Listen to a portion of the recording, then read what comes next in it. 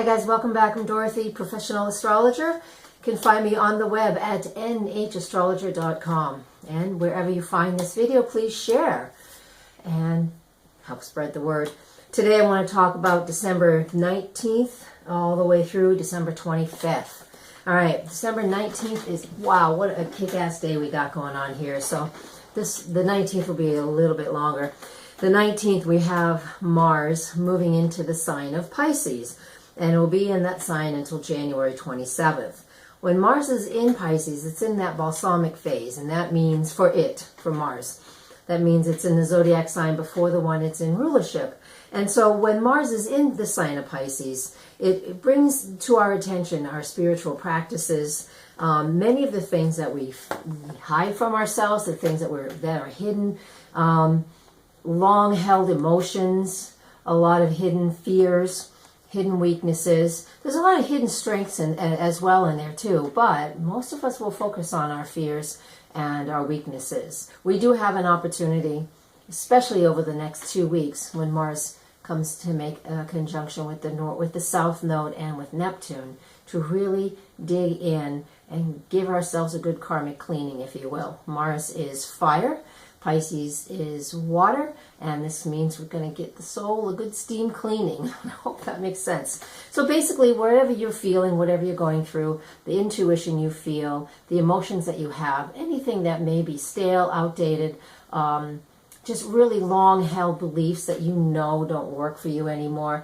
this is a great opportunity over the time that Mars is in the sign of Pisces to really step up your game. Look at what your spiritual practices are. Do they serve you now? We just know that our spiritual growth is what we get to look at with Mars in the sign of Pisces for the next 6-ish weeks. All right? So, same day though, Mercury goes retrograde at 5:55 a.m. on the east coast of the United States, which means it's been stationary for, usually it stays stationary for between 24 and 48 hours, and this time we do have, it's over 24 hours. And so when Mercury is stationary, this is when we have our problems. But Mercury in Capricorn is all about intense communication, and communication in a very logical, methodical, practical, common sense way. When we're looking at communications, we're looking at contracts, we're looking at what is long term, what really suits us long term. But Mercury stations on this day, on the 19th of December. And so that whole day, the day before and the day after, Mercury really doesn't move at all. And this guy usually goes pretty fast, more than a degree a day in most cases. When he's stationary is when he creates the most problems. So we have to slow down. So Monday the 19th, we just really need to give ourselves a chance to kind of like just chill out. Because at the same time this planet's going stationary, it doesn't make an exact conjunction to Pluto, but it's only 1 degree away from where Pluto is as well. Slow and steady, deep changes is what we're looking for with this Mercury retrograde in Capricorn, and with Mercury stationing right on Pluto for its retrograde motion. So it will be retrograde December 19th to approximately January 7th.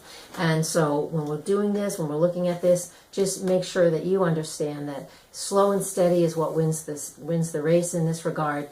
Things that have been hidden thanks to Pluto can come to the surface for us to look at too. So even if you've made agreements or filed contracts or had communications with somebody a few weeks ago, since Mercury moves so quick, it's only a few weeks, early December and in November, it could very well be that the last half of December, these things will come back up for us to look at, to address, and just to fix and change if we need to, for that long-term shift that we're looking for.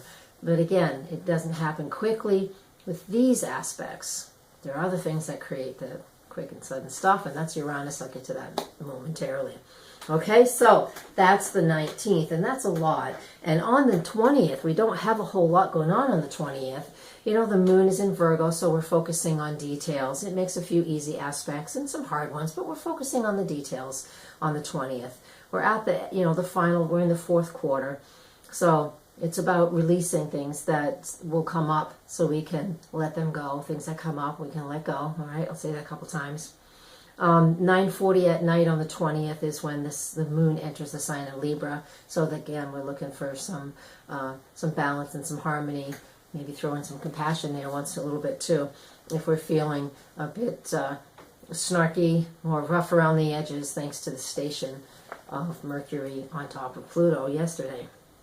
So this is what we got going on. The 19th, busy, busy day. The 20th calms down a little bit. We're still going to feel, though, like we don't have a lot of movement. All right. We move in, the sun actually at this point as well is at like 29 degrees of Sag, the final degree of Sagittarius. So feeling like we really want to get in some last minute play, some last minute fun, being really snarky. I already mentioned that. So that's that sun in Sag at that final degree. So that's what we get on the 19th and the 20th.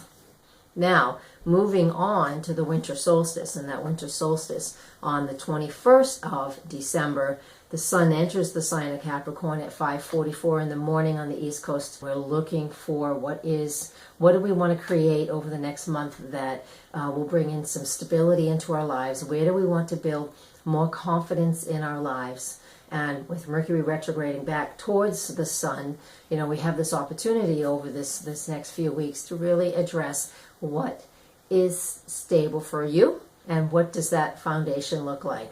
All right, so that is what's going on the 21st. All right, moving on to the 22nd. The major aspects that are going on are really all just with the moon. So that moon is in Libra, so we're looking for harmony. It's creating mostly good aspects. I mean, the moon's aspects only last a couple of hours, and so again, as I've always mentioned before, it just gives us this fluctuation up throughout the day. Some good aspects, a little bit of stress here, which creates movement, right? A little bit of tension creates movement. And so with the moon in Libra all day on the 22nd, no major planetary aspects going on that day, we're just looking for a little more social activities.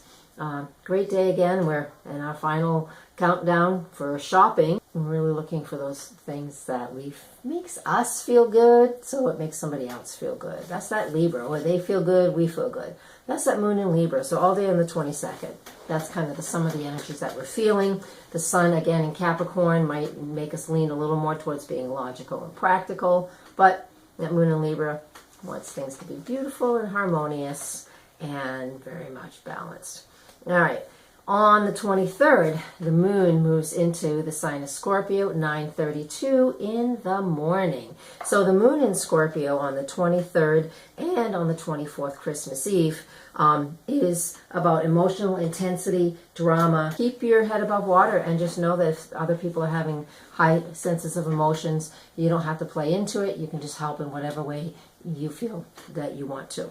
So, what else is going on the 24th? Let me look at my notes. On the 24th, another aspect that we have going on is Saturn in Sag makes a trine aspect to Uranus in Aries. This is great. This is great for being innovative and creative and taking something that might be fun and a hobby, especially if you have something at 20 Leo or in that area of 20 degrees of Leo, because that would create a massive fire trine.